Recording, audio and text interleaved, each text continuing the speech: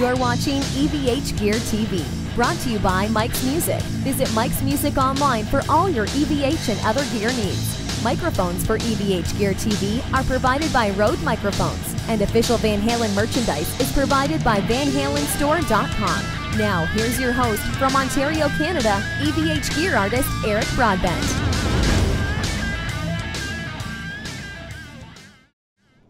Hey everyone, happy Sunday afternoon, 3 o'clock Eastern Standard Time. It's nice to have everyone join us for an afternoon session of EVH Gear TV. We are live, and I'm joined by a good friend, Will Ellison, as some people know him as Humbucker Lover. Will, how you doing, man?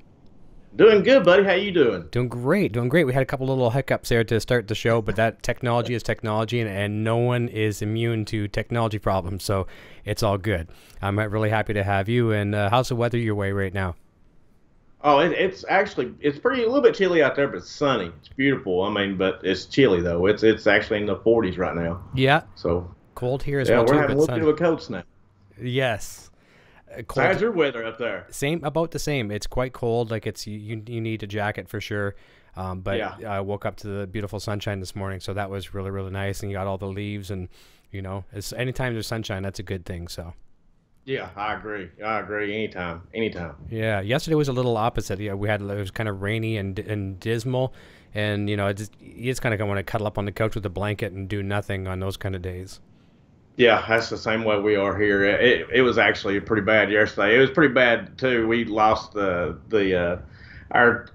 team, Tennessee. I don't know if you all paid attention, but the football, our college team is going through a real bad time right now. We didn't win a game this season. I mean, we fired our coach. It was terrible. I mean, it's just yesterday was just a bad day. So today's a whole lot better day. Yeah, it's a great day. Good. That's awesome. Well, we'll talk probably a little bit of sports. We've got some cars and guitars and everything on the agenda. Yes. And I worked in a question in for you as well, too, something that you had shared on Facebook earlier today, too, so we'll get to that in a second. But let's start off the program talking a little bit about guitar. When did you get into guitar, and do you play any other instruments other than guitar, too?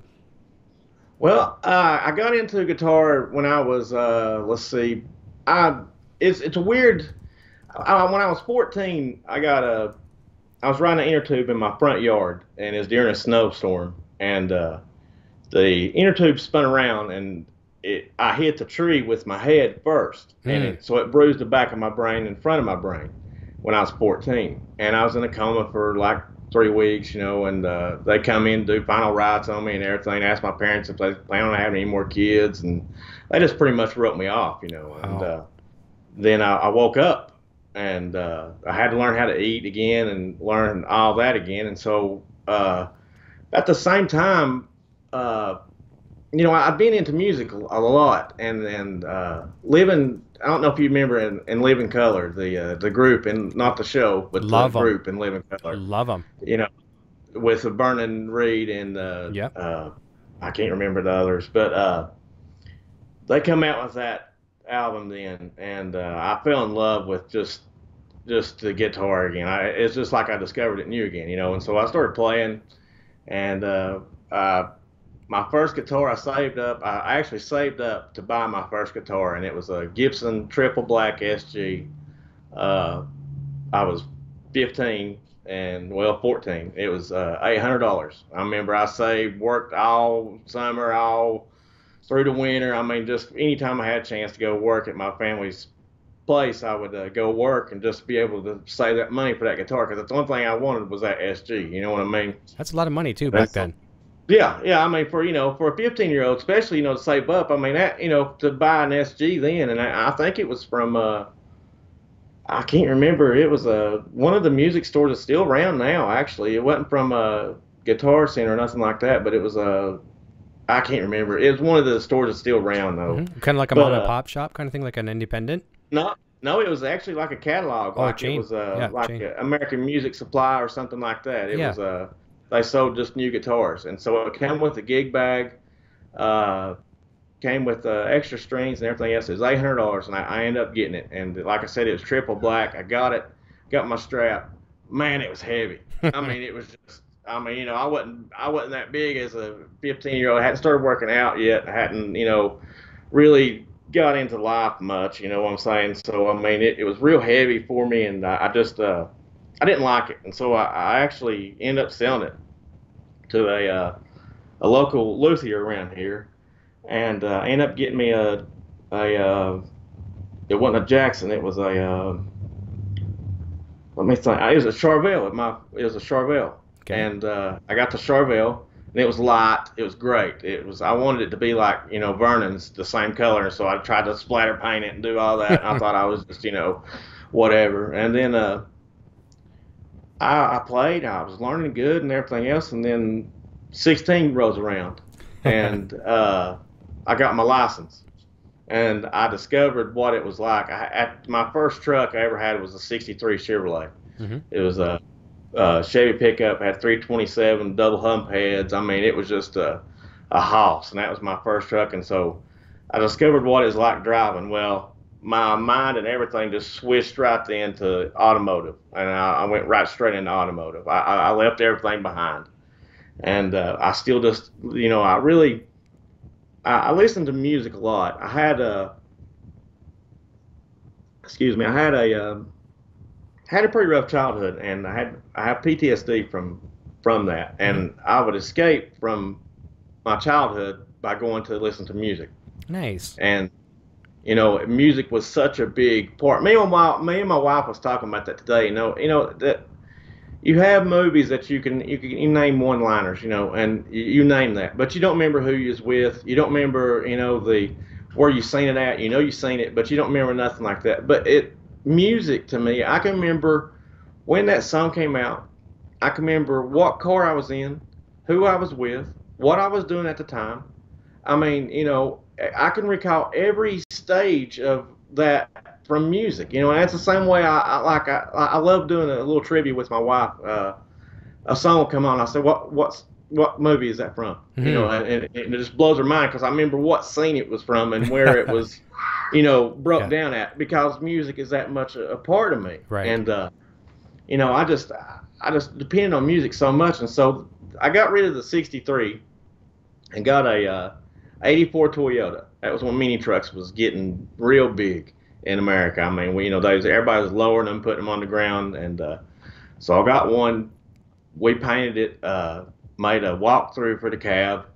I had 415s and 212s and 210s in the back, and you know, 4,000 watts and the extra alternator, and I mean, you know, just everything. You know, music was just a big thing. They could actually hear me turn in our subdivision at the bottom of the subdivision. My mom and dad could. Yeah. In the middle of the subdivision. You know what I mean? They could actually hear me turn in, you know, with the booming and everything. Sure. But, you know, I went on to that and went on through automotive, you know, and done everything like that. And then when I was 21, I got hurt. I was working, making aluminum parts for Bowen. And I picked up being over to pick up a die, and what they call a die in machinist, you set it down on your plane or whatever you're machining, and the die is you make that part out of that die. You know what I'm saying? Mm-hmm. And so we had to change our own dies. We didn't have a machine to do that. We actually picked them up, and I was working out at the time. I was big and all that, and bent down and picked up. It's about 150 pounds, and brought it up to my knees and was fine. Brought it up to my waist. Felt a little pop in my back. Didn't think much about it. I mean, honestly, I didn't think much about it. I put it back up there on the machine, clamped everything down, started working, and day comes, swept. It was hurting a little bit, and it was on a Friday. And Saturday rolls around. I didn't get out, didn't do nothing. Leanne comes up to the house because we're dating then. We're not married, mm-hmm. you know. And Sunday rolls around. She comes up to the house for us to go to church, and I can't get my church pants on. I'm swelled up that bad to where I can't get, you know, any of my Sunday clothes on at all. And so I ended up going to the doctor, and I sheared my vertebrae forward. Jeez. And yeah, when I picked up that piece of aluminum, it actually went forward in like millimeters of paralyzing me from the waist down. And so they went in the first time and put bone in as a fusion, and it didn't take. And so they put metal in the second time. And the metal the second time, I could tell as soon as the surgery was over with, and I woke up, I could tell that I was better because of the metal. Well, at that time, you know, I had nothing to do. I was home ridden. You know what I mean? I couldn't get out. No. And so I played the guitar and everything else. And at the time, I was into bluegrass real big. I was just, I like all genres of music. Mm-hmm. I'll just go ahead and say that. I mean, it don't matter what. I mean, if somebody says, hey, listen, give it a try, I will. I'll give it a try. I don't care. Rap, I mean, to country, to you know, whatever. And you got to understand where we're from in Tennessee, bluegrass and country, you know, it's huge. Was major big when I was young. Sure. You know, now Nashville has switched over to more rock and roll now, you know, since Third Man Records came there with Jack White. Yeah. A lot of people go to Nashville now to get discovered for rock and roll, you know, and Los Angeles. we've actually switched over to that. You know, some of the clubs down there now are actually all rock and roll clubs. They're not even country anymore. Yep. And so, you know, it's thanks to Jack, you know, White bringing that in there, that, you know, kind of changed, you know, country, or our country foundation a little bit, and bringing rock and roll in. But when I was growing up, it was bluegrass and country. Excuse me. So anyway, I got the banjo. Learned how to finger pick with the banjo and everything else, and first song I learned was Foggy Mountain Breakdown. Nice. Played it, you know, all the way through, and I thought, man, I love this. I'm, you know, for some reason I'm able to move my hands better than what I was when I was young, and I was able to hit notes and all that, and so, you know, I thought, well, I'll switch back over to guitar. You know, I need to switch back over. That's what I need to do, and so anyway, we went up to LMU, and Dr. Ralph Stanley was up there, and he had a concert, and we took that banjo right there, and we got it signed by Ralph Stanley and his whole band, and David West. I don't know if you've ever heard of David West, but David West, he owns a place here in Tennessee called Ciderville. And David West, I don't know if you remember the Duke Boys, the General Lee. Oh, you know, of course, the Duke Boys. love it to death. He wrote the song, The Good Old Boys. He wrote that song. Okay. And so he become pretty famous of just writing songs for movies, writing songs for TV show programs. He wrote a bunch of songs, you know. Now, did he write that and pass it on to? Did he pass it on to Waylon Jennings? Like, what didn't Waylon Jennings have something to do with that as well? Waylon Jennings sang the song. Okay, gotcha. And then and he wrote it for the TV program, which he didn't know that Waylon was going to be singing at the time. Sure. And then when he found out that Waylon was going to be singing it, he went in and changed some of the lyrics on it to make it more towards Waylon's liking. Cool. And Waylon fell in love with it and played it, you know, and gave all the rights to David, and actually, you know, just said, yes, David, you know, you wrote the song, you're the one that came up with this, and you know, and he owns this big music store in Anderson County called Ciderville. So anyway, I take this banjo in there, and I asked him, I said, can you restring this for me? I don't know how to restring a banjo. I've never done it. And he said, or this woman said, yeah, we'll let David do it. Oh, cool. And I was like, well, who's David? You know, I didn't know who David was. Yeah. And here comes this guy, you know, named David and everything. He grabs my banjo and he just whips it out. I mean, just smokes my banjo, man. I mean, just blows me away what he can do with it. Yeah.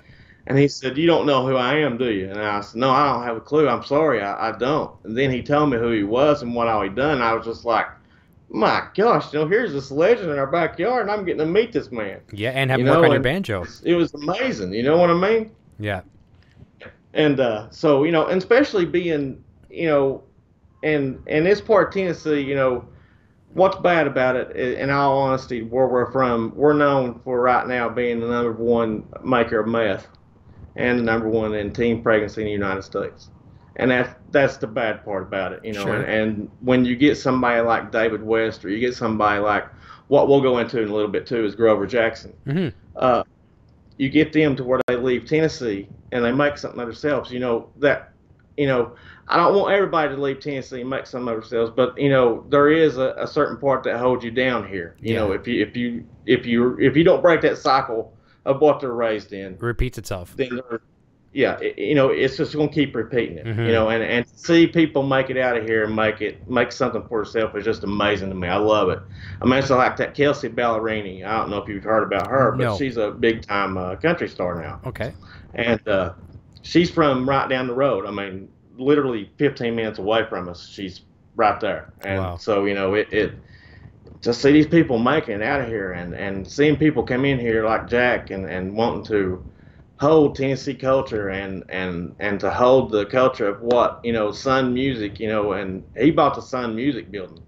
And see, that was my great uncle was Sam Cook, not Cook, the Sam Phillips was my great uncle. He married into my family. My family married into his family and everything else. Anyway, so we was proud of that, having that, in our background. You know what I mean? Heritage. And then, but then, like I said, I got into banjo and then I switched, and then I got back in after I got better. I got back into working again, and I was restoring and fixing wrecks and working on big Peterbilt show trucks. I was buffing them, and I blew out my elbows. As you can tell, I blew out this elbow right here. Jeez. And I blew out this elbow right here, and both of them went, and I lost feeling in my fingers. I have no feeling in these 3 fingers, and I had no feeling in these. And during that time, I thought, I'm gonna try the guitar again. I think I can do it. And so I bought this Epiphone special right here. Leanne actually went and picked it up for me. It was a Epiphone special. It was a special 2. It came with an amp, and he had a cord with it. I thought, I'll just give it a try. He wanted $90 for it. You know what I mean? Can't go wrong with that. And I thought, heck, why not? It's $90. Yeah, not a big investment. It's not like I'm spending a fortune on this. If I don't like it, I can toss it away, pick up the banjo again, and not worry about it. Well, man, I got it, and I don't know, something came over me. I started just digging it, and then I started watching your show, and I started watching some other shows, and I really just loved being able to learn, again about music and watching you all get happy, like off of Eddie Van Halen is just, I love that. I'm not a big, Van Halen fan. I like Van Halen, but I understand what it is to like that one certain person and to get it. You know what I mean? Sure. And I thought, man, this is so great. I love being on here watching all this stuff and happening. And so then we just got into guitars, everything quite a bit. And then, excuse me, we started buying them and selling them. Excuse me, that Mountain Dew went down wrong.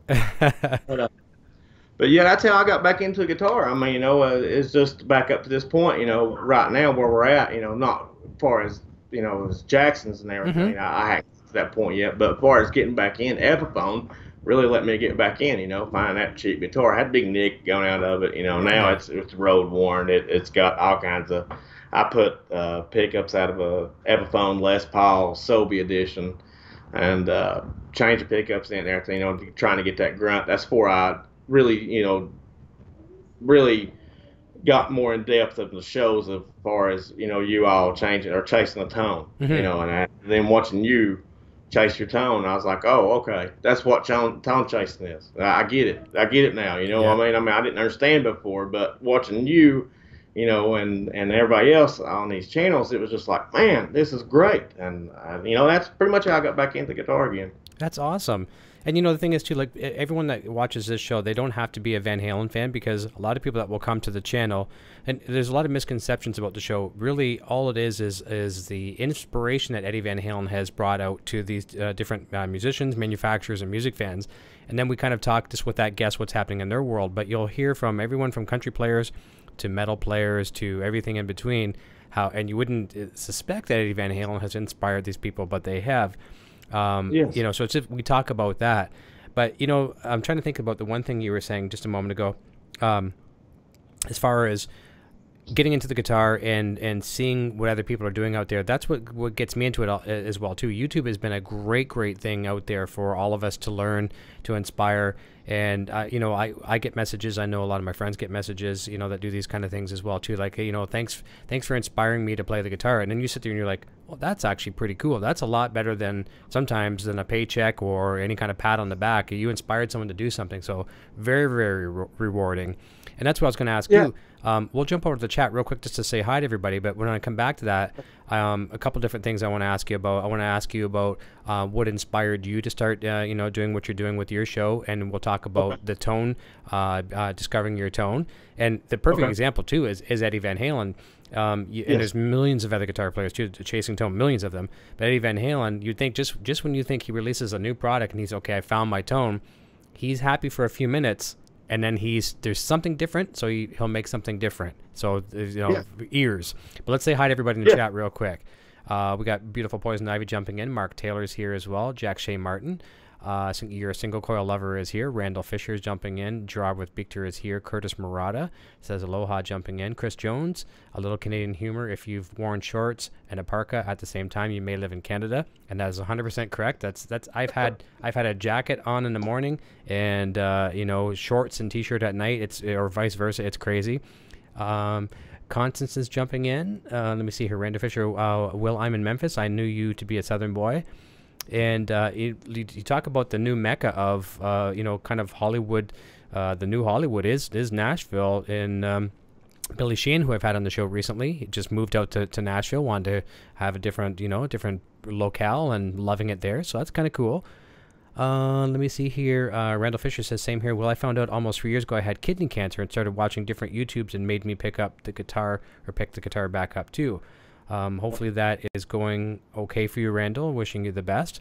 Michael Bishop is jumping in saying hello, Eric, Humbucker Lover, and all. Bobby Clipper is also jumping in at the end here saying hi.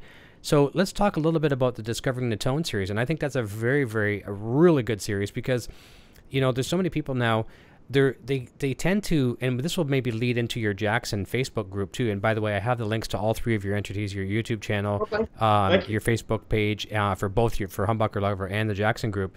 Thank you. Some people are afraid to go into these message forums and ask a question, especially if they're younger or even an adult and they want to ask a question like, okay, I got a guitar, what should I get for pedals, or what should I get for an amplifier? And then some people will be mean and say, oh, get out of here, man. You get something from Sears catalog or something. And so they're afraid to ask those questions.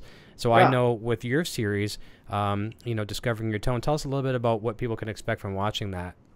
Well, you know, with me, you know, doing the YouTube channel and just even coming up and doing the YouTube channel was because of shows like you and other shows of getting into the chat and enjoying the chat and not only, you know, watching the show and learning, you know, especially from you having different artists on. I like how you interviewed a different artist and you have all them on. Is because, you know, you focus on positivity and you just, it's just a good thing. And so for us to do the YouTube channel, we wanted to continue a chat. We wanted a continuation of a chat, and that's really the main reason why we started.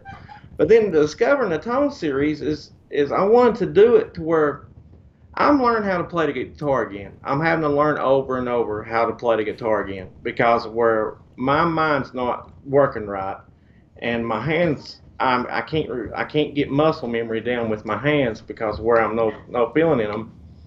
I'm having to learn how to play the guitar again. So I went at it backwards, I guess you should say.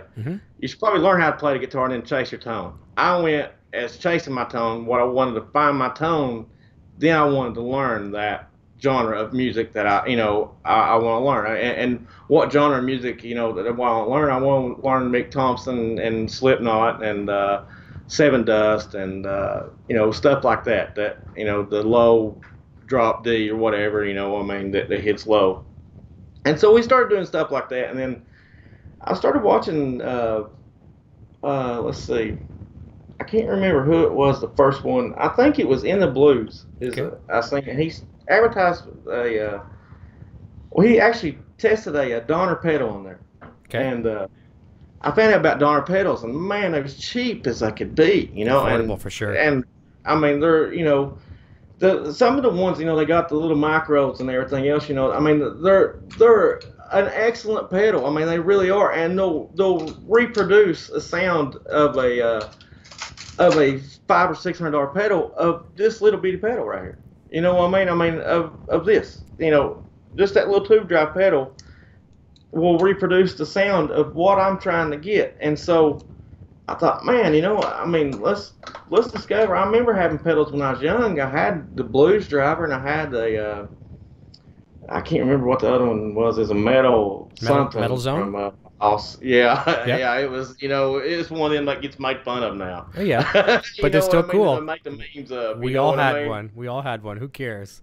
Yeah. And so then, you know, I don't know. I got back in. I actually went down here to the pawn shop, our local pawn shop, and I found a blues driver down there, like I had from the '80s, and it was actually from the '80s, and I gave him $50 for it, and brought it home, and you know, I found out what it's worth. I was like, well, gosh, what? You know, I mean, nice deal. You know, I don't remember this. You know, when I was playing these, you know, when you played pedals and everything, you know, you kind of looked at, well, you know, you should be able to cover up with your hands, you know, what you're making off the pedal. Mm-hmm. Well, you know, that's not all the way true. You can't change the tone of your guitar through your hand. I'm sorry, you can't. You know what I mean? You have to use a pedal. You know what I'm saying? Or hit the chorus, or hit the reverb, or whatever kind of pedal you got, or, you know, want to use. But so I just got that, and I got the death metal, and then I was looking on the line, and I found a pedal board made by Gator come with a case, and it had 5 pedals on it. He wanted $130 for it. Not too bad. I was like, you know, yeah. I called him right then. I said, listen, I live up here in the Campbell County. I said, if you'll bring it to me, I'll give you, you know, half more what you're asking for it. And he said, oh, I got a guy right now that's wanting to buy it, but I'll tell him no, I'll bring it to you right now, because I knew what the board is worth. Yeah. The board is worth $130 alone. Yeah. Let alone, you know, all the pedals on it. He had an electro-harmonic silencer. He had a Joyo compressor, a Donner morpher, another little a tune pedal. And yeah, it was a Donner tuner, and everything, and all the board and all for like $130. I thought, you know, here I am getting this stuff this cheap. I need to let people know about this, you know. And so I told myself that I wasn't going to spend over $300 on a guitar. I just wasn't going to do it. And I've done that kind of with the show. I went with the show, and I said, listen, you know, this is what we're planning on doing. We're going to show you that you can buy guitars for $200-300, and you know, yeah, you can take it and change pickups in it. You can make it your own. Yeah, it might not be a one-piece set neck all the way through, but you're still going to be able to make music off that. You still can do that, and if you want to go up from that, great. Buy a 17, you know, 18, 2,000, 4,000, whatever. You know, a PRS 6,000. You know, or Gretsch, or $8,000 guitar. I mean, it's like I talked to Sean not long ago, and he said he's working on a Gretsch. It was before he had his surgery. It was a $15,000 guitar. And I mean, you know. I know. Hard to imagine. Yeah, I mean, you know what I mean? I mean, it's just like, you know, no, that'll never be me. But, you know, I found, like this Jackson right here, I found this one, and this is a Jackson Professional. I found it at the pawn shop. I had a real horrible wrap on it, mm-hmm. And I took the wrap off of it, and no scratches on it. And then to come find out, it's made in '93, year I graduated. It's a professional Jackson made, and the reason they quit making them, they made it from 90 to 97, and Jackson made the Japanese plant quit making them because the quality was so good. Yeah, they was actually outselling the American-made, you know, Jacksons because the quality's so good. So they said quit making them. So in '97 they quit with this professional series, and so I picked this up for $100. I don't care to tell anybody what I picked it up for. Sure, you know what I mean? Sure. I mean, because I did. You know, it's like this. I got an Ibanez hollow body back there and gave $230 for it.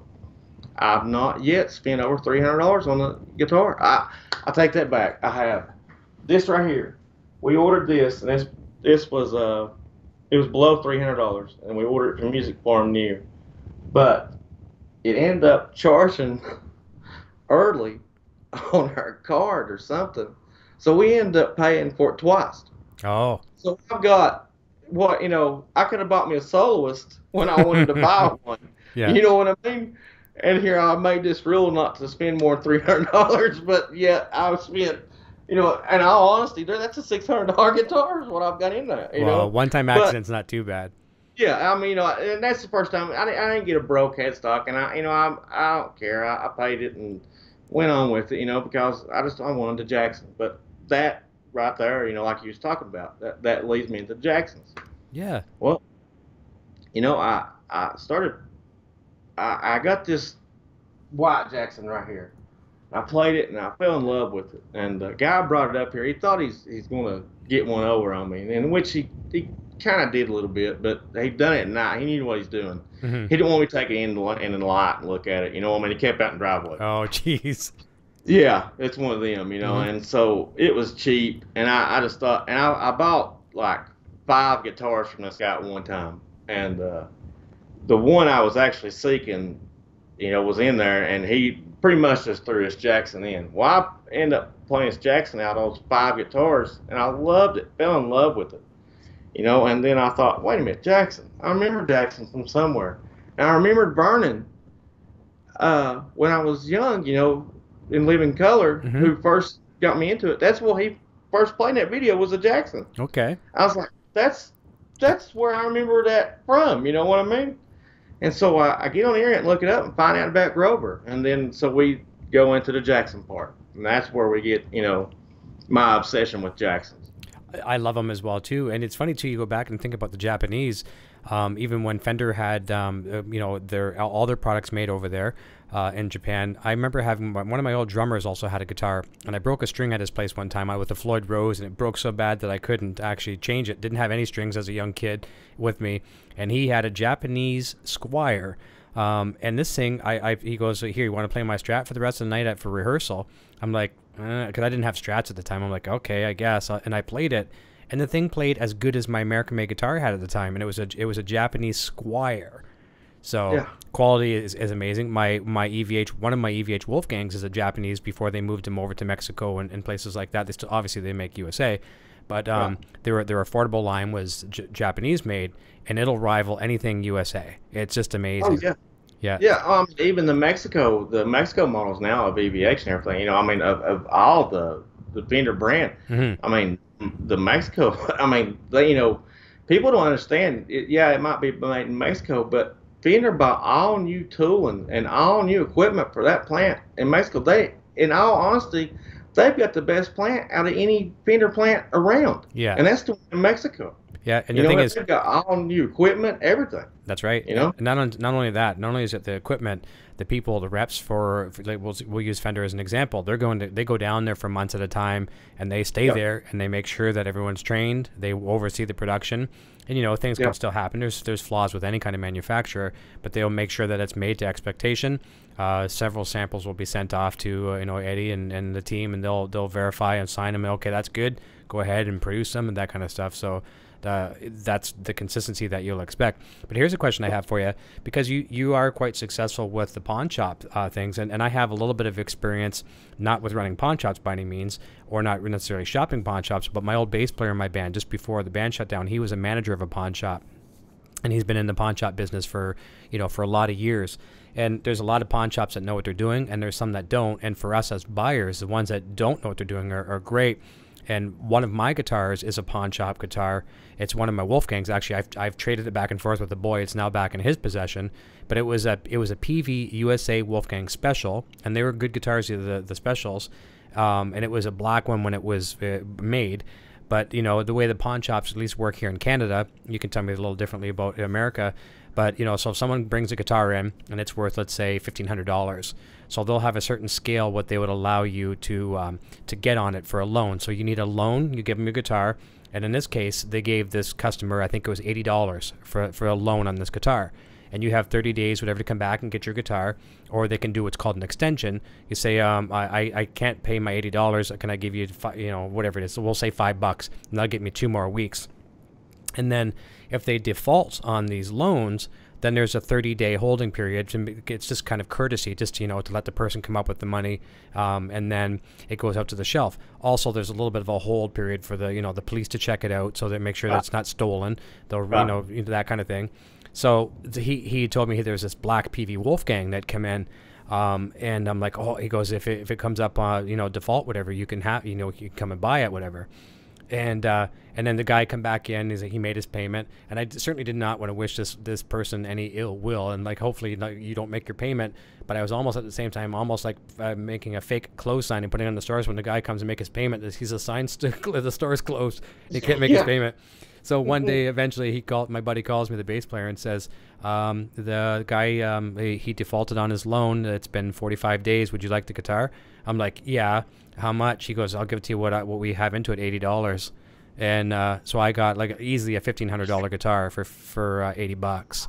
Gosh. But here's my question to you. So now we have the internet out there. At one time, we could all walk into pawn shops, and if the staff weren't really savvy, they wouldn't know. So I'll give you $5 for that Rolex, okay? Or, you know, I'm using a really bad example, but now they have the internet at their disposal, and they have charts. They can see what things are worth.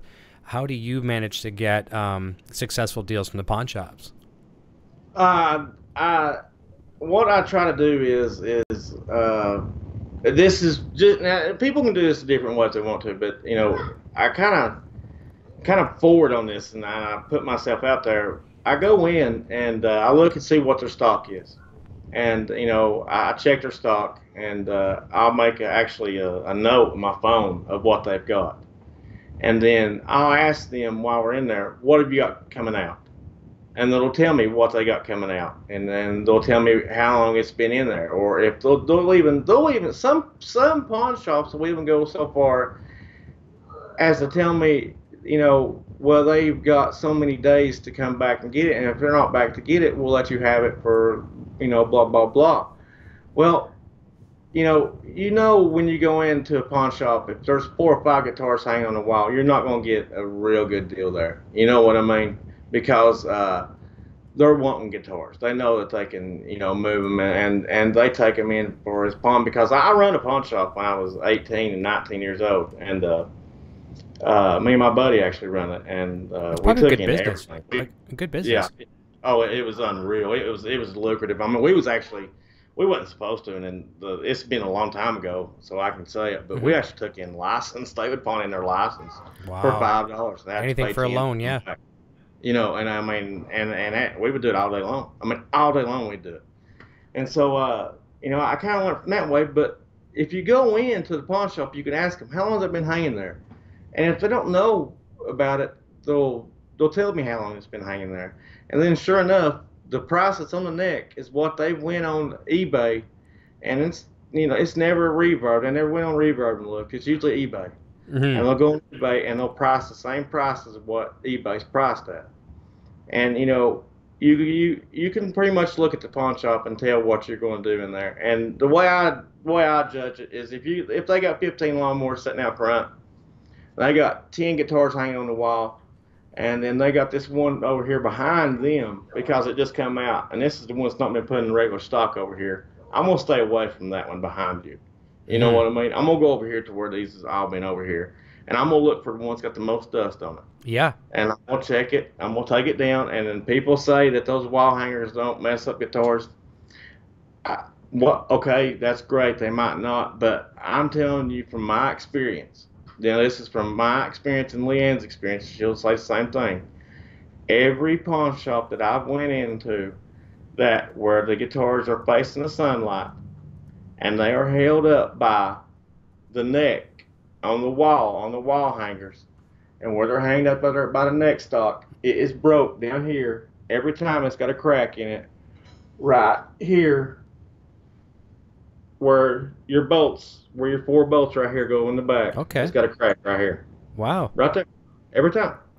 I mean, I'm every time. Mm-hmm. And I've noticed it on all the pawn shops that use the wall hangers, that they're all cracked there. Now, the pawn shops that use the lockers and the way you like one that sits on the floor, no cracks in the necks. You know what I mean? Yeah. And it's usually not a bad crack. It's usually paint just a paint crack. What it is, it's not actually cracked all the way through. But if you, as far as you trying to go in to resell it, and me bringing it back here and trying to make money on it as me as a profit, I'm not going to be able to turn that around and sell it because of that crack in that neck. Right. Even though it is paint, somebody still look at it as it being a crack neck, and they won't take it, you know. And away, so you got to check that out. You know what I mean?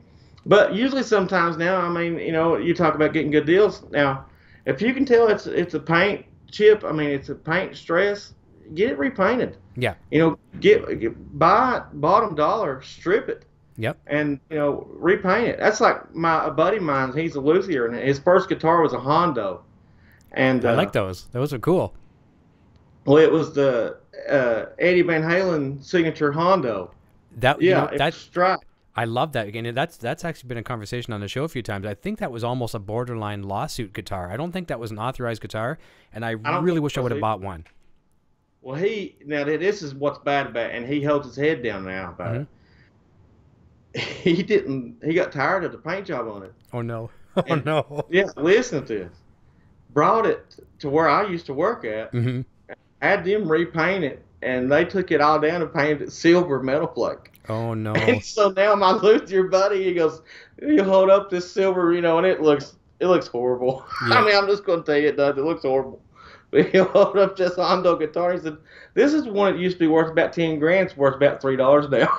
Yeah. You know, just because he painted that. You know, I mean, honestly, in all honesty, those guitars really are worth a lot of money because, you know, and man, he run it. He did. He repainted it. You know, so, as far as going and repaint it, you might ought to check on and make sure the year of it. If that's not, if that's one model they call it Snow White, or if there's something kind of special, you know, it always helps to run your numbers and know your numbers. You know, that's right. Know where to get them. Have it on quick access when you go into pawn shops. You know, because there's money to be made out there. And I'll tell you, a lot of how we're making money on guitars is on Facebook. They got that marketplace now. Yes.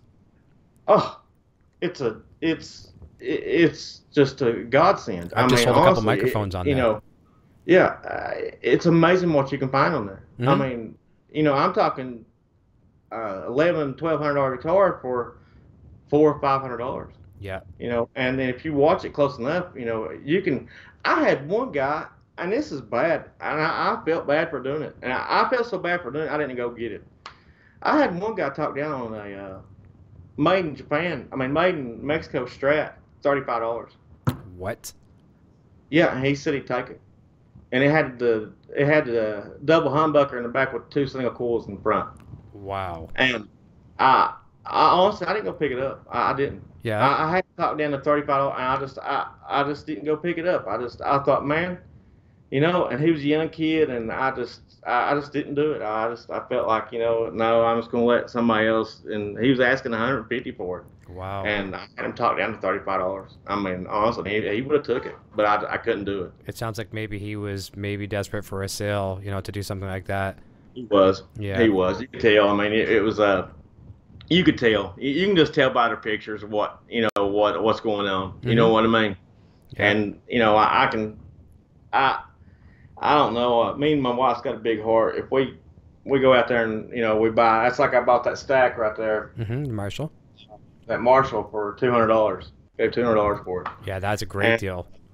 Yeah, I mean, that's a $699 stack from AMS without the pedal, and then it came with the pedal and everything, and gave him $200 for it. And it's I had to drive an hour to get it. Still worth it. At 2 o'clock in the morning, my wife went and got it.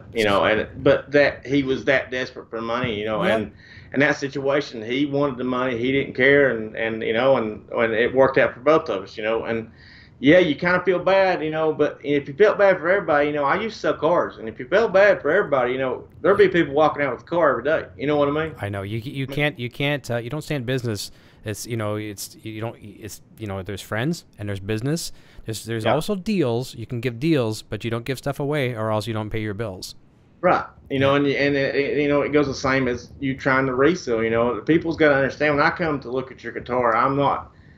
Every once in a while it might be for me, but I'm looking at your guitar and I'm looking at it to resell it. I'm not looking at to buy, to keep and cherish. The ones I keep and cherish is my Jacksons. That's where I come in for the love of the Jacksons. But anything else, I pretty much just get to resell. I've got a couple of PB guitars, and they're killer guitars, but I just I buy them for resale. I mean, honestly, I do.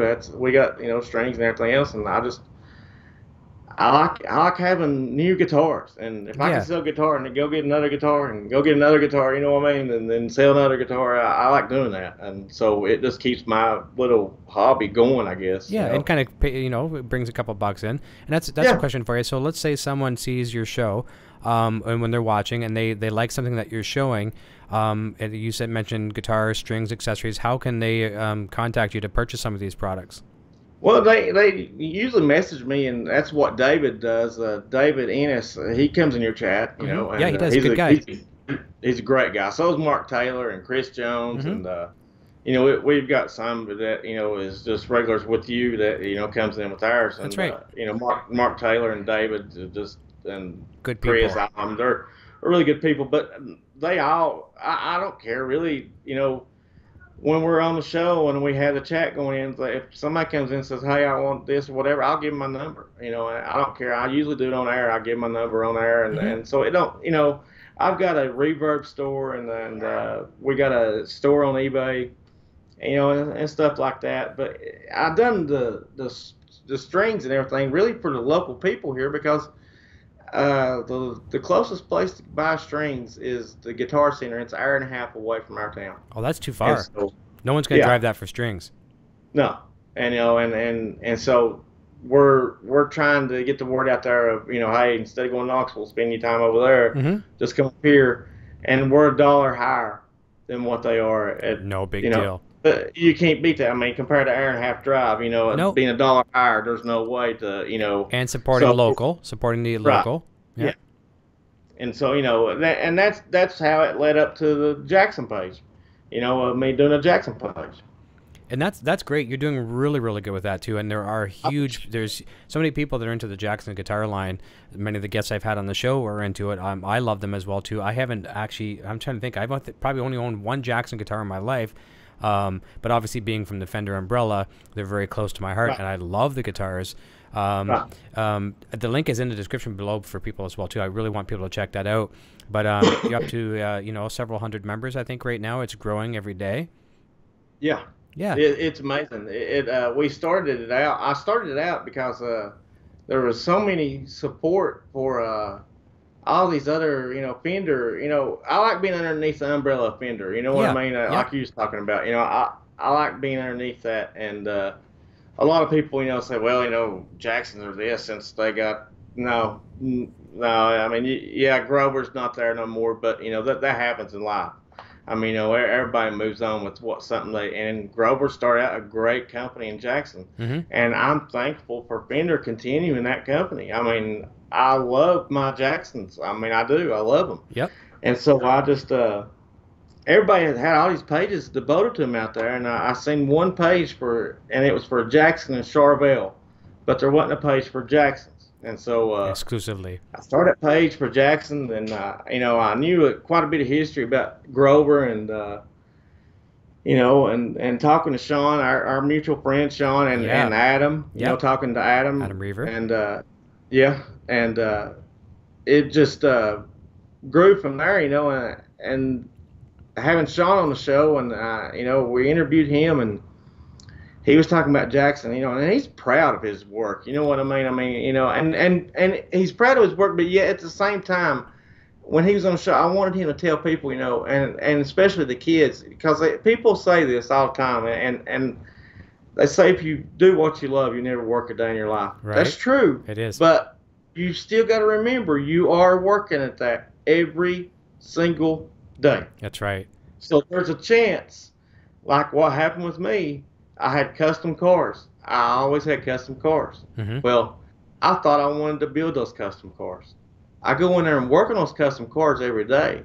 And then that one car that you work on, and say that you fix and you put all this time into it, and you put the hard work into it, and the owners paid it. But you put your blood, sweat, and tears into it. Yeah. Went home and worried about it at night because this part's not lined up, and went home and worried about, because the door's not lining up and all this, what's to do next morning. You come in next morning, fix it, get the car out. 2 weeks later, you're walking around in the back of your shop because there's a tow yard back there, and there's that car that you just put 160 hours in, wrecked and totaled out there. And that's what I try to let the kids know is, yeah, you find what you love and you work it and you don't have to work it down your life. People say that, but you got to understand, Sean even said that too. It's still an everyday grind from 9 to 5 or 8 to 5 or whatever your hours are that you work. And if you're doing that, then when you come home, there's going to be a burnout time that you're going to hit that. So you need to have your hobbies different than what you're going to do every day. I just think that that's such a myth that, people always say, well, if you do what you love, you never work. No, that's not true. You're going to hate it no matter what, man. You're going to get tired of the same grind. Sean's told me that there's been plenty of times that he just felt like calling in, that he didn't want to go into work. And look at his job though. Yeah. He's been guitars for Mick Thompson, for Eddie, for all these celebrities. All these people, know. And here we are thinking this is such a celebrity job to have, and he's so lucky. But yet, when you talk to the man, you realize it is a job, and it's a daily grind of 9 to 5. That's right. Of doing that every day. I agree. I have a perfect answer to that as well too, because what I do for a living is I used to work for the radio station, and I was their web guy for a huge radio company in Canada, and I used to build all the websites for all the radio stations and do all the digital ads and things like that. Then I'd come home and I ran my own business too that I had for a couple of years at the time, 2 or 3 years. And that was it was almost a full-time job in itself. But after I did that from my 8 to 4:30 every day, coming home wanting to do that again, it was really grueling. It was very grueling. And eventually something just happened where I had my outs with one of the managers, and here again, too many managers, and I just told the one to take a hike. I went home, and Poison Ivy and I talked about it, and she says, just take your business to the next level. And I'm not rolling in the money, but I've been a year to the day keeping the lights on, and everyone's fed, bills are paid, so I can't complain. But that's the thing, it would have become grueling. And no matter how you look from the outside over the fence, grass is always green on the other side of the fence. Everything is a job. You just have to really treasure what you have. So, and that's the thing too with Sean is a perfect example. That's where they don't even, like Jackson and Fender and EVH don't even need to put out advertisements saying, buy this guitar. You just watch some of the employees. Sean will share some videos from work, and he's playing a guitar that he just built, and he's smiling like a kid on Halloween, just loving it. And that's when you say, okay, I'm going to buy that guitar just because here's a guy building it, and he's loving it. He wants it for himself. Right. And and then when you talk to Sean and, you want to get a guitar, and you want to pay that extra money to go through the custom shop, to have Sean, be the final person to touch that, because you see of what Sean, does and how he, loves his job so much to take what Mike Shannon has actually built back there and finish it. For Sean to finish it is just, you want that guitar, and it's so great of seeing somebody get one of his guitars and it says Sean Silas on it. I don't know, it just makes me proud for Sean. Well, here's a funny story. I really like Sean a lot. Me too. I just I love him to death. Here, a friend of mine was on the show a while back from Italy, and he really wanted to get an EVH Wolfgang. He's a PV lover, so he had some PVs. So his name's Attilio, and he goes by Freddie. Freddie rocks on the internet. He's a really, really cool dude. And he wanted an EVH Wolfgang, and the import things are a little harder overseas to get them like in abundance over there. And he finally got one, so I had him on my show, and he was on the show on an afternoon, and he showed me the guitar and showing it off proudly, and we were all excited to see it. He says, I even got the hang tag still. I said, would you do me a favor? Could you show me the hang tag? And he's like, you want to see the hang tag? I'm like, yeah, please show me. He put it on the screen. There in big letters, SS on the hang tag. I said, I know who made your guitar.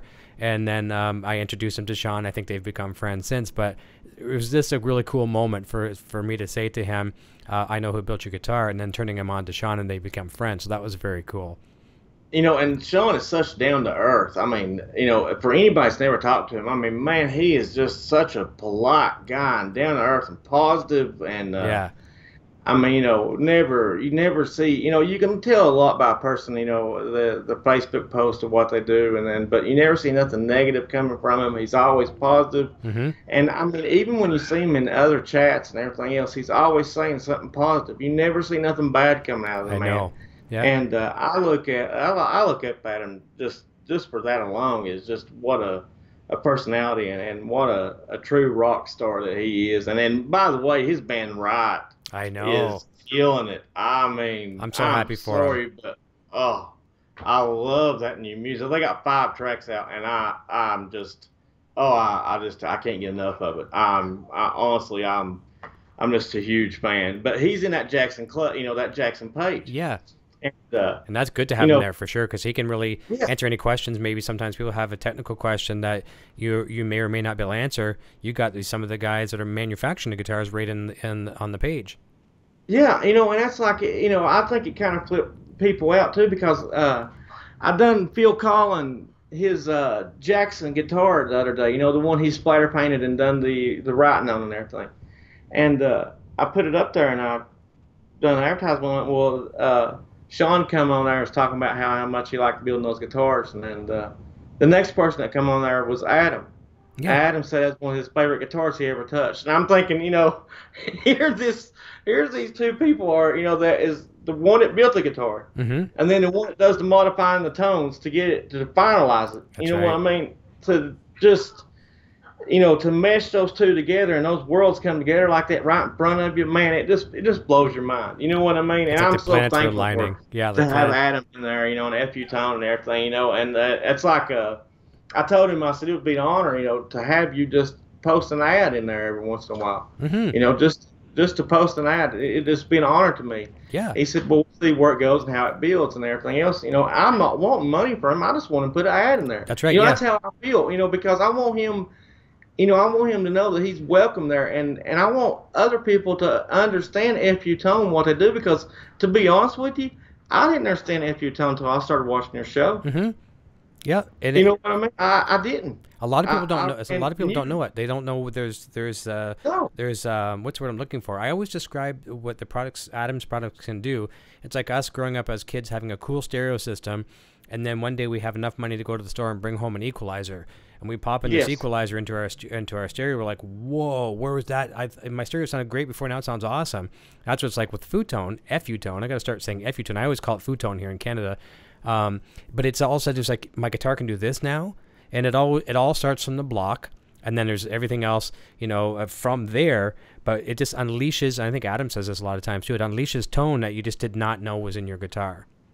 And this is something that people say, oh, well, I'm happy with mine stock. There's no difference. You can't tell that much difference. Mm-hmm. No, you really can. Yep. I mean, you really can tell a difference between what Adam has touched before and what he's not touched. And that's why I like having that Jackson on there, is because Sean and them, if they could build a better relationship, and just keep on working with each other and doing all this and letting people see what he can do to the guitar, well, then you can go out and buy ones like what I'm talking about, and have FU Tone, all the stuff put in your guitar, and man, you got a killer guitar. You got something that you worked on, dude, and made your own. The smart thing. I love that. I love that about their business. I love that about just how they operate. I mean, that's like Sean. He's got those pots in his name now, and I mean, he's got that online. He's going to be at NAMM. I mean, he's sitting up there at NAMM. I mean, it's just. I don't know. That's like I watched your show the other night, and you had the Chris. Chris. Mm-hmm.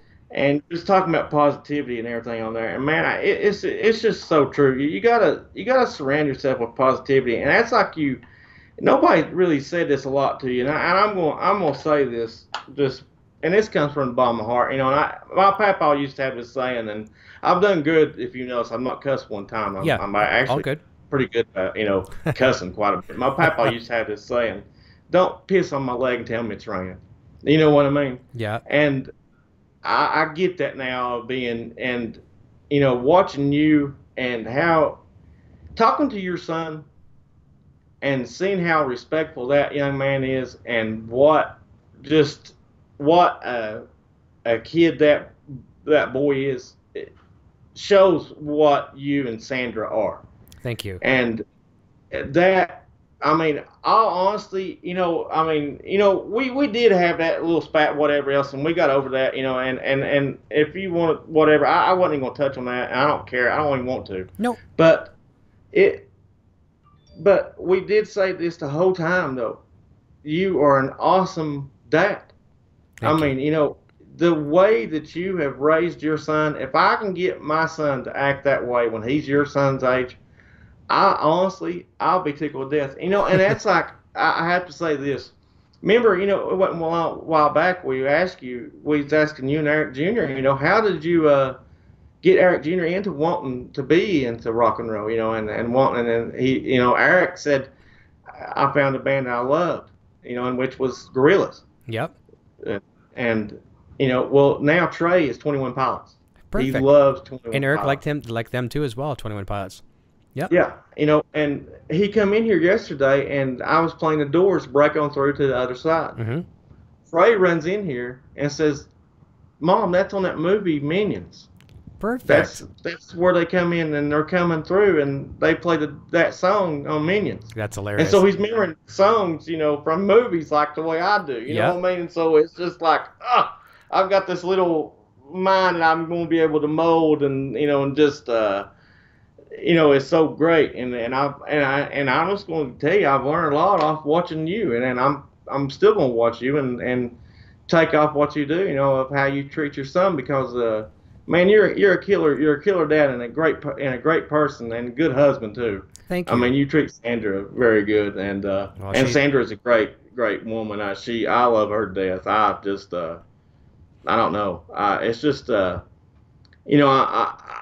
I'll just be honest with you. It's just you're a good, positive person to have out there in the YouTube community, and I like how it's just we just go on and we be ourselves. You know what I mean? And I feel weird to say this, but I like for all of us just to get along and just go on and exist. Yeah. You know what I mean? I mean, honestly, have fun. I mean, because, if you start taking all this too serious, I mean, even life, if you start taking life too serious, man, you're going to miss a lot. And I know this is so cliche, but that's like David Cassidy when he died. His final words to his daughter was so much waste of time. And, to think about what he said, and so much waste of time, if you look at it, man, I can sit here and think, oh my gosh, yeah. Yep. There is so much waste of time that I've had, and we just had Trey, he's 5 years old, and I'm 43. I mean, we had him later in life, and to have that come into our life now, and to look through his eyes every day, it makes me realize, I mean, well, I need to treat this person better. I need to treat this person better, and that's why that, I just enjoy getting along with everybody, and I love that everybody, is, I don't know, I just like EVH fans getting along with, Joe Saccherini fans, or exactly. I mean, just, I don't know. I just like getting along with everybody, and I like aggravating everybody. And I like, ribbing on people, and it's just, I don't know. It's just fun. It's just something, it's just cool, man. I had a phone call with a buddy yesterday, a really good friend yesterday. He called me, and we chatted for probably a better part of an hour. And, one of the things we talked about in life, you can choose to be positive, or you can choose to be negative, and negative and miserable. And negative and miserable, I mean, no matter what your problem is, whether you're broke financially, or you have sickness in your family, or you've lost your job, okay, those are reasons to be miserable. But you can also choose not to be miserable. And, it's not an easy thing, but positivity goes, and I'm not going to say I don't have my days where I'm, maybe down in the dumps, or like, whatever. We all go through it. But it's as simple. I've said this many times in different shows, and I've just said it in many conversations. You can start your day by allowing yourself to be miserable. You can go through the drive-thru at the coffee shop, and you might have a nice attendant, and you could be a jerk, thanks, blah blah blah. Or you could also say, hey, thanks a lot, have a great day, and then that puts them in a good mood. They pass it on to the next person behind you in the line. You go to the gas station, get some gas, whatever the case may be, and you just choose to be positive. And I think it's a heck of a lot more contagious than negativity. And even if it's not, you have to be able to allow yourself to be that positive and just choose. You can turn your life around quickly instead of just being that miserable person every single day of your life, and find the best of it. Just find the best in everything. If you know what, a big bill comes in, well, all right, so we don't get a chance to buy this, but bills paid, no problem, right? Right. Yeah. And you gotta keep on. I got some Facebook friends out there, and somebody added one of them to a group or whatever, and they come on there and comment, don't add me to no more groups, or we're completely, unfriended and all this, and I thought, there's an easier way to do that. You know what I mean? I mean, just say no. I'm good. You know what I mean? And you don't have to completely unfriend them because they've done that or whatever else. It's just there's so many changes and chances in your life that you get that chance to be a jerk or to be a nice guy. Mm-hmm. And it's so much easier to be a nice guy than it is to be a jerk, because when you're a jerk, you're harboring anger. You're taking the anger home. It's untelling who you're taking the anger out on. And it's just, it's so much easier just to try to be a nice person and just honestly just try to live, and just live each day, enjoy it, and don't worry about it. I mean, man, you sit and worry about it, it's going to come true. Yeah. That's all it is. Look at this. You'll face it. You know what I mean? Yep. Think of it like this, and I like the way you said that. Being a jerk, and there's a lot of jerks out there, being a jerk is like is a job. And actually, it's hard work to be a jerk. So a lot of us out there don't like our jobs. So why don't you quit your job of being a jerk and not be a jerk? Right? Right. And then pass it on. So if we can tell you to quit your job, if you're a jerk out there, quit your job and realize there's a better career out there for you. Yeah. That's right. I mean, and it's just like, and I got a friend, he's in his, I think he's 50. Okay. And he still works at Domino's. Mm-hmm. He's running at Domino's. You know what I mean? And he actually hold his head down sometimes. And when they ask him, where you working at? And he'll hold his head down at Domino's. I'm still at Domino's. But then I look at him, I said, man, you're running Domino's. Yeah. You're not just working there, you're running. And what's bad about it? I have to eat. Mm-hmm. No matter what. Whether you're flipping my burgers, whether you're pouring my wife's coffee, or whether you're filling my son's apple juice cup up, or whatever, I still appreciate that. And I'm not going to look down on you for having that job. You know what I mean? And we all need just to coexist. There's so much in this world with what's happening. Mm-hmm. I know y'all dealt with it too, but that shooting in Vegas that we had down here, I mean, it just, it really took the wind out of a lot of people's sails. I mean, it did. I mean, you can talk to people now, and they're afraid of going to outdoor music festivals. I mean, they really are. We have Bonnaroo here. That's our big thing is Bonnaroo. Oh, yeah, I've heard of that. Yeah, and there's actually people that's made it down there every year, and I don't think they're going this year. Yeah, because of what happened. And it's a big outdoor venue. And to be honest with you, I can't blame them. Oh, I know. I don't blame them either. And sadly, it doesn't end there either. A lot of times, sadly, I learn a lot of my news on Facebook. You'll see on the side, it'll have the news posts. And I'm embarrassed to say that a lot of my news comes from Facebook, but it is what it is. At least I'm learning the news. But that we've had some things recently here in Canada, and you never escape it. It's just one of those things where you try to be, you try to be aware of it. If your kids discover it, you try to say, okay, yes, there are some bad in the world. We're all going to try our parts to make it a better place, but we just have to be aware of it. And the world is a different place. And I think if there are other races or species or whatever you want to call them, that's the word I'm looking for, life on other planets, they're probably looking at this planet and just laughing because we're all idiots, the way we are on this planet. They're shaking their heads at us. You know what I mean? I mean, look what you're doing. You're bringing this on yourselves. We're bringing this on ourselves. Nobody realizes that. You make a choice when you get up that morning, and you're bringing it on yourself. And it's just, I don't know, I don't want the days of going to concerts and everything to be over. I know. it's becoming a close thing to where it's going to be, you know, it's going to be looked at and examined pretty hard. I know, the music business has changed so much as it is. We don't need another roadblock in between to get people to see the shows. No, because I mean, you know, look at what you're depending on now to get new music out there. You're depending on commercials. Mm-hmm. You're hoping, if you're a band, to land a commercial with Jeep or with, you know, Pepsi Cola or some with kind of a sponsor, Mercedes or Apple. Yep. You know, and hope that it lands on that one and gets picked up on their eyesight because of that perfect example, that Imagine Dragons. They done it Renegade, you know, and all that. And that's what made them famous, was that Jeep commercial. Yeah. You know, they're still using Jeeps in their videos. Yeah. You know what I mean? Because that helped them get that launch pad going. Yeah. You know, and that's how people are discovering music now. You know, I don't know about your radio stations up there, but ours here, there's no more rock stations here. And the rock station that is here is classic rock. Yeah, a lot of classic rock. You don't hear no new music at all. Yeah. You know what I mean? No new music at all. Because not much is really good, to be honest with you. I'm not pigeonholing all of it, but not a lot of it really stands out. And they can't.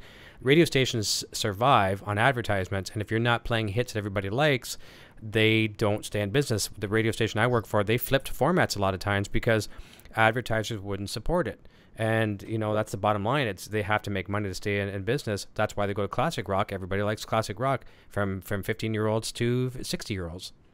You know, but you know, now a lot of people's even, you know, losing the classic rock stations and switching over to the top 40 talk show format. You know what I mean? And they're switching everything. All their programming over to that. Yeah. And it's not, you know, and for you, you know, it's like I was talking to Leanne today about which is Single Coil Lover. I'm gonna bring her in here in a minute and introduce you to her. All right. Good, because I have a question regarding her too in a second. Okay, good. But I was asking her. I said, you know, how do you discover new music? You know, how do you do it?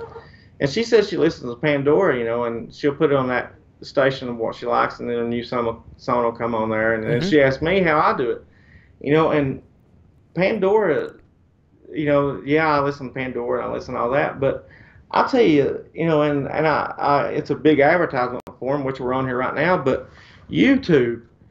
And that little section in there I have recommended for you. Yeah. I'm telling you what, they've nailed it every time. Yep. I have. I mean, when it pops up, this video's recommended for you, I hit it. And I'm telling you what, I like it. I know. I mean, honestly, they nail it. I mean, their synchronization and how they do all that and how they, you know, pick, you know, the same way Netflix picks for you. Algorithms. Netflix, you know, their algorithm is just... I would never watch half the stuff they say that you might want to watch on Netflix. I'm like, I would never watch that. Yeah. But on YouTube, yeah, you know, I when they said recommended for you, man, I always click on there. Yep. I always click on YouTube, and that's how I discovered the new music. You know, it's just hard anymore, unless that they come on a commercial that you like, or you know, even XM. I mean, you can buy you know the XM packages, but still to hear new music on there, you know, it's not like it's all the time. I mean, you're still seeking it out and searching it. You know what I mean? My tip, I'm gonna give you my tip on this, which really means nothing, but it's just my tip. I'm gonna go back and say hi to the last few people in the chat. We're gonna come back and ask a question about Leanne. We can introduce Leanne, and we'll wrap up there. But my tip here for new music, and a lot of parents might think, and I'm kind of talking to parents now at this point. A lot of parents might say, I would never want to listen to what my kids listen to, but listen to what your kids are listening to. Number one, it's a good idea just to, in case you're listening to some bad stuff, it's good to always be aware. But I have to give credit where credit is due. You said something great about the YouTube recommended, and I've learned some great music from that. Radio really doesn't do it for me anymore, but listen to what your kids are listening to. I would have never in a million years discovered Gorillaz, thanks to Eric. You mentioned 21 Pilots earlier. Eric was into those guys. There's probably a few other bands like I can't think of right now, but had it not been for me or him bringing that music to me saying, listen to this, Dad, I mean, I went to a concert to bring him to a concert, and I come out of there being one of the biggest fans. So your kids can be a huge catalyst, or yeah, I guess the catalyst is what I'm looking for, to discovering new music. And then at the same time, like you said, you talked about your boy there discovering the Doors. That's another good thing with video games and movies. They're bringing these. I think that's a great idea to do that, because now they're bringing the kids in there and discovering this supposedly new music that was written 40 years ago. You know, it's an awesome thing. But let's jump over to the chat real quick. We're going to come back and we're going to ask you a question about Leanne, and I got a good question for you. So Scully's Woodshed's jumping in saying, "Hey, Eric showed up a little late. Pete Thorne just finished a show." Yeah, I saw he did a Sunday afternoon live broadcast. I didn't get a chance to catch that, but Pete is absolutely amazing. If you haven't watched him, I'm sure you have. He's just insane. Yes. Yeah, fellow Canadian, which is cool. Randall Fisher says, I love the dude. Love the dude. He's great. Randall Fisher bought a Jackson Performer in 1996 for $75 a few months ago. Great guitar. Skelly's Woodshed says, difference between a USA Fender and made in Mexico is about 140 miles. I like that. That's pretty good. Scully also says he's got an 84 Kramer Pacer body last week for $75. Sure, it was only the body with all the pickups. Still a great deal if you're a Kramer fan or Kramer lover. For sure it is.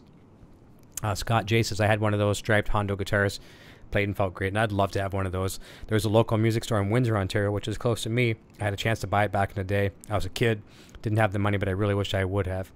Poison Ivy says, great guys. Chris Jones, you can fail at what you don't love, so you might as well do what you love. There's really no choice to be made. Very good. Michael Collins jumping in saying, Humbucker Lover. Scully's Woodshed, I love building high-end PCs.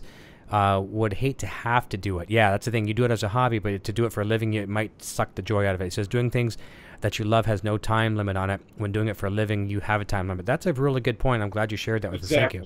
Good point. Yeah, I agree with that. That's a great point. Yeah. Yeah. Michael Collins says, do you think Eddie makes him cry if something goes wrong with the guitar? Well, something we learned from Chris Cannell the other day, which is really, really good. Eddie is very, very concerned about his products. He's concerned about the level of craftsmanship. And when he had one of his 5150 amplifiers in the studio, something wasn't sounding right anymore, and only he could hear it. And they brought down Chris and Mike Ulrich, who was the chief engineer at the time for the 5150 series. And they're scratching their heads trying to figure out what was wrong, thinking maybe Eddie's crazy, whatever. And they determined that there was a very slight voltage issue. Now, Eddie didn't make them cry. He had them scratching their heads a little bit. But you have to come to expect that from a man that just, wants perfection. It was close to it. Yeah. And so, no, I don't think he's ever going to make him cry, but he'll demand perfection. And if an EVH name is going to go on it, then it has to come very, very close to that. So.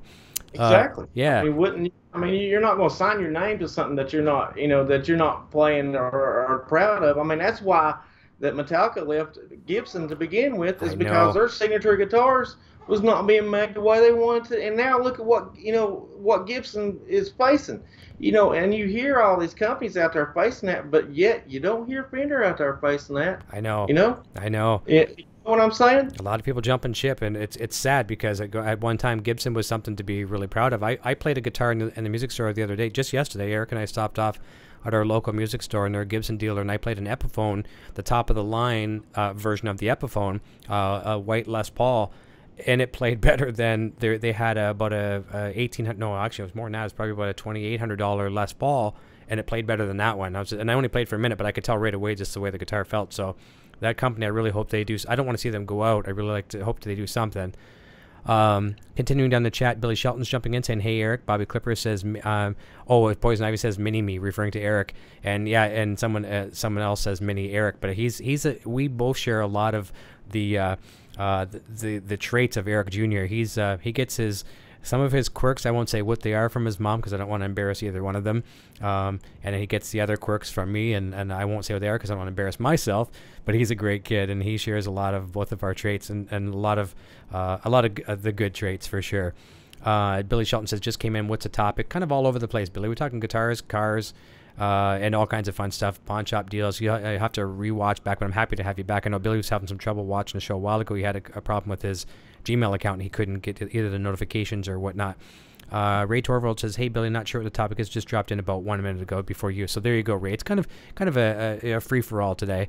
And Billy Shelton says, "I'm lost." You can catch back up for sure. It's hard to jump in right in the middle, for sure.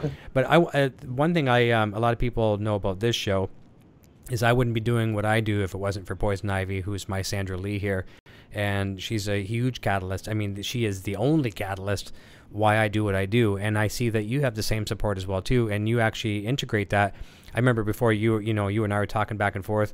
You're trying to think about ideas to do for co-hosts and things like that. And I said the very best co-host person you could ever look at is right in your own home. Have your wife with you, because number one, she's got your back, she's got your best interest, and no one cares about you more than someone who's in your own home, and that's the only person you can trust that's in your own home. So right. I know she does, and I see her coming on the camera. I'm going to switch over to your camera in a second so you can see both of you together. Hello, welcome to have you. Thank you. Tell us a little bit about how Leanne, you can introduce her in a second, and how she helps you with the videos. I know she's producing a lot of the videos, and just how she's helped you do what you love doing.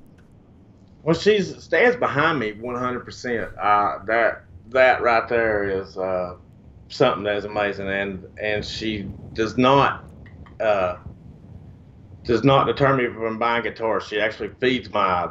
She said she'll actually tell me, you need to buy that guitar, and I'm like, what? What are you saying? You know what I mean? But anyway, she does the filming the videos, and she comes up with great ideas, and she came up with a little pigs thing, and it's just we just been best friends.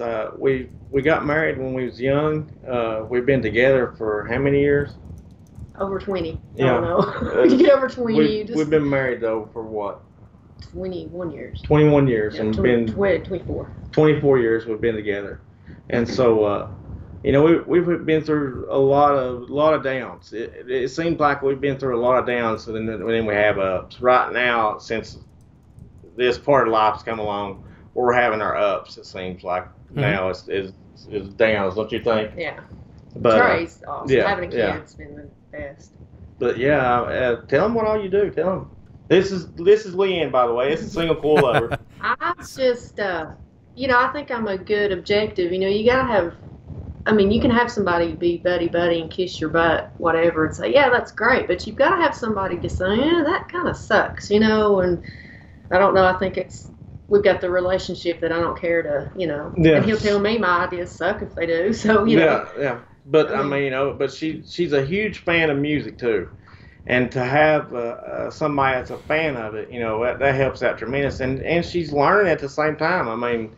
A year ago, I guarantee she couldn't tell the difference between a single coil and a humbucker, and now she knows, completely what the difference is. And I think a lot of my questions help you with things to talk about on your show. Yeah, that's like we was talking about the baritone guitar, and there were some people saying I would like playing a baritone guitar, and she asked me what the difference is in the baritone guitar, and I told her what I knew. And then a buddy of mine come up to the house, and he's a great player, and he actually told her the legit differences of what there is between a baritone and a regular guitar, and told her all that, and we're learning something every day. That's like that Jackson club that page we started on there. Somebody broke a string, and then they couldn't get it out of their Floyd Rose, and they asked if anybody ever had a problem with this. There's like 4 or 5 people come back to answer him. Nice. And I love that. I love seeing that. And that's the way me and Leanne are. We help each other out there, and that's like I said, on the strings, like what we do, and the guitars and everything else. There's been times that we've sold a guitar and they didn't have an amp, and we gave them a practice amp, because they didn't have an amp. Nice. You know what I mean? Or we've gave them pedals, or And there's also times when he'll send me to go look at something, if it's something on Facebook Marketplace, and it might be an old man, and I can bat my eyes at him. Because no matter what, the girl can pretty much get a better deal than what I can. I know, they always do. It's a whole lot better on that side than it is this side. Get out of the speeding ticket. Usually Adams come at you, no, that's not too good, especially in these parts. But, that's where my nickname comes from, is people call me Will Billy, we live in the hills of Tennessee. Yeah. And us to be known around here is hillbillies, and my best friend was my boss, and he come out and called me Will Billy, and it stuck, and it was just, a couple of wheelbillies. That's what we are. We're just, we live in the hills of Tennessee, but we try to love everybody, and just to have fun, and I don't know. It's just like with Eric Jr. We love him so much, don't we? There's a boy here that's in a bank commercial. In a bank commercial, he looks just like Eric Jr. Okay. And we all every time we see it, we're just like, he's got the little haircut and everything. Yeah. It's freaky. Yeah, nice. but I mean, it's great though. It's fun. I mean, I just like getting along with everybody. That's why we get along with you all so good. Is just I don't know. It seems like that me, you, and Sandra and Leanne we all clicked so good, didn't we? And it was good. I don't know. It's just great being friends with you. I love it. We feel the same as well too. One thing I wanted to say, I'm sorry, but he was talking about the pawn shops and all that stuff earlier. One thing I've learned from Will is don't be afraid to throw out a low ball offer. Yep. He has absolutely floored me before with some of the offers, and I wouldn't have had the nerve to offend somebody that way. Mm-hmm. And he'll get stuff, and they'll say, sure. And it's floored me. So that's one thing that he didn't really elaborate much on. I just don't. I take that. I take that part for granted. Yeah. I mean, I think that everybody should to try. At least once. I mean, just to see. Make an offer. I mean, heck, you never know, man. All they can say is no. Yeah. Yeah. Leanne, you sound a lot like my mom. She's passed now, but she used to embarrass me to death. She would take me to yard sales as a kid here in Canada, and let's say it was a record player, and it's worth $100 used on any given day. She'd say, I'll give you 50 cents. I'm like, Mom, yeah. I would almost cry. I'd run back to the car and hide. Like, I don't want any of these people. They could have been my friends' moms. I don't want them to be associated. And then how about $1? Okay. So she got something for $50 for $1. It's like, It's embarrassing. But after a while, you're like, my mom's pretty smart. And that's why she has money in her bank account. You know exactly. what I mean? I mean, and you can't, you can't sit there and think, well, there's a reason. Why did they put this up for sale? Don't worry about that. Just go in there and offer them. I mean, don't, if it's for sale, offer them what you think it's worth, and then they'll come back with you a second offer. And that's how the whole world of dealing it becomes into being able to go buy a car when you're 16 or 17. That's right. And having somebody teach you, about life, and not sugarcoat everything to where you have to find out the hard way, but have somebody tell you in life, just because a sticker that's on the window don't mean that's what they're going to take for it. You know what I mean? That's a sticker price. That's why they call that sticker price. Exactly. You know what I mean? Suggested. Always go in there. That's what we'd like to get for it. This would make us happy, but the fine line is, okay, if you want to negotiate, we're not going to turn you away. Most places, anyways. Yeah. Exactly. Yeah, for sure. Listen, guys, it's been an absolute pleasure to have you guys on the show. It's been we've been talking about this for a while, and I know we got a bit of a late start today, but it was a lot of fun happening. I want to ask you one last question before we go, because you mentioned Donner Peddles here for a while, and I thought at one time you had kind of like an affiliate thing. Do you still have that going with him, where you can give an affiliate link to people to buy through you, kind of thing? Is that true? Yep. Yeah, it's they go on our YouTube page, and it's got a link that they can follow on there and buy their Donner pedals through there. And what it is, it just gives us kickbacks to where we can get Donner pedals at a little bit cheaper price and get them on here and test them for people. Good. And show the tones. I'm not gonna get on here and play a whole song, and I cut because I've been playing songs. And how YouTube has went now, and they've really. They're really on top of their stuff right now. They're really trying new things. They've blocked out a lot of accounts. They've, they've really done a lot. They're really policing it big time now about music, and so. Yep. The Donner pedals, we kind of support them a little bit, and they help us out a little bit too. They gave us some deals on some pedals, and as cheap as they are, it don't take much to get. Right. Yeah. And we found a good U.S. broker that we can deal with and everything else, and so it's good. We deal through Donner a lot, but we deal with another U.S.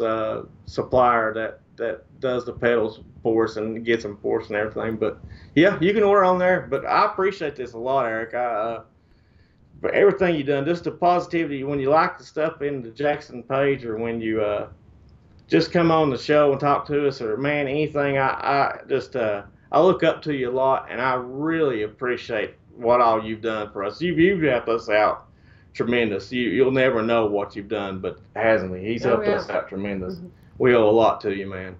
Well, thank you. Just having the friendship is all that all I would ever want in return. So that's fantastic. So I never ask for anything more than that.